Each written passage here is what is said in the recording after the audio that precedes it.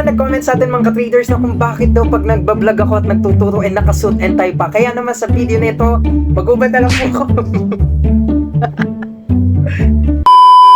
Well, kidding aside mga ka-traders, no, sakyan na lang po natin yung mga comments, no, dahil ang video ng po na ito, this is an opportunity for you to be able to know me furthermore, no. Kaya naman sa video na to, mas marami pa kayong matututunan kung bakit ako nakasuit and tie, bakit ako nagtuturo, sino ba ako, no, ano bang alam ko, ano bang accomplishments ko. Yan ang pag-usapan natin sa video na ito para syempre yung mga nagko-comments na yon ay mabigyan po ng linaw, no? So, kaya naman, unang-una po, no, I appreciate lahat ng mga nambash, ng nag-comments, nag-support. Yan, may mga nag-comment din ng positive, may mga negative. No problem, no? Dahil unang-una po, nag-gather ng views yung aking video na yon, no? Sana marami pang bashings, no? Para marami pang views and income, no? De joke lang. So, further than that, no, mga ka-traders, no? So, unang-una kasi kung bakit nila nasasabi yon or bakit sila nagko-comment ng hindi maganda sa isang tao, no? Unang-una po mga ka-traders ay hindi nila ako kilala personally and professionally. Ano pong ibig sabihin? Hindi nila alam kung sino ba talaga ako, ano bang background ko, ano ba yung pinag-aralan ko, ano ba yung accomplishments ko, ilang taon na ba yung naturuan ko, no? Kasi by the way, I was once also a finance tutor / accounting tutor po, no, instructor as well sa isang global educational company. So nagtuturo po talaga ako, no? Kaya nasanay na rin, no, na tayo ay nakaganong attire, okay po? Baka kasi kayo hindi.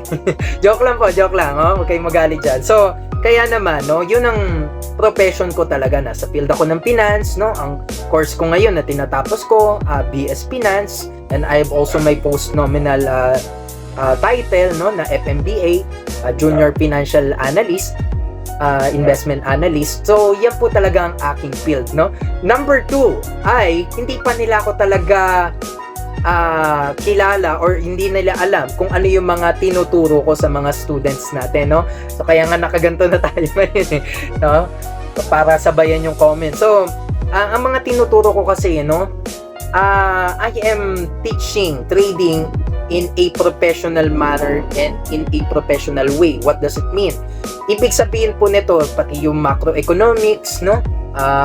Microeconomics, supply and demand, yung mga tinatawag natin na factors, no, sa pagte-trade, hindi lang yung charting or technical analysis, marami kasi tayong tinuturo, no, and even yan, yung mga interest rates, no, napakadaming financial factors po sa pagte-trade. So, kaya yan yung mga topics po natin. Kaya kung mapapansin nyo, well, kaysa sa ibang traders, no, medyo may pagka-academics, no, yung dating na mga videos natin. So, talagang nagtuturo po tayo, okay po?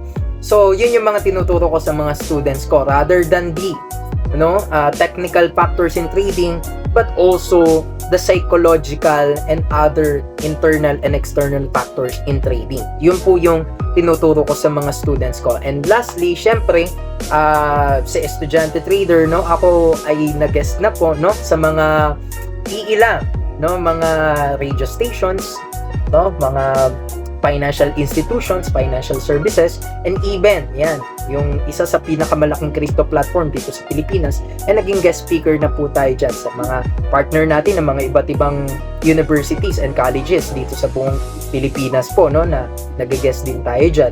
So, ako din, personally, I started trading way back in my teenage years. So, kaya naman mga ka-traders, kumbaga nga, kaya nga estudyante trader, hindi pa gaano ka-edad, no, but at the same time inspiring and uplifting and sharing my ideas, knowledge, and the inspiration to all of our kababayans, no, especially the youth or the students, no. Yun po yung aking naging brand name, no.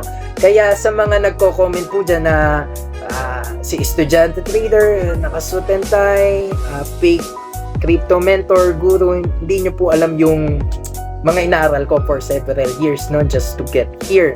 And yan, registered naman po yung ating financial service firm kung saan kayo nagko-comment, no. Nang mahirap, nagko-comment ka, wala ka namang diba? Wala ka naman negosyo din or wala kang financial service firm, 'Diba? So, kaya tama naman po 'yun, no? I appreciate all of your comments, yung criticisms po ninyo, valid yan.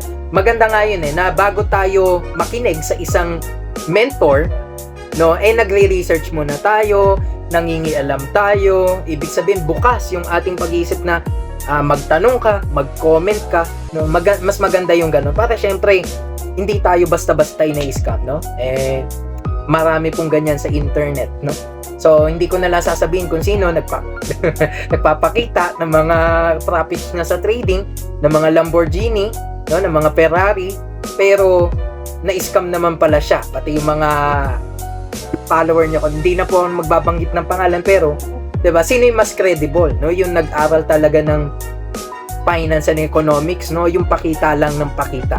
Yun po yung gusto kong iparating sa inyo. Kaya naman, once again, thank you so much po sa inyo, sa mga nag-comments. Asahan nyo, no? Mas marami pa tayong contents na gagawin like this, no? And this is the Estudyante Trader, no?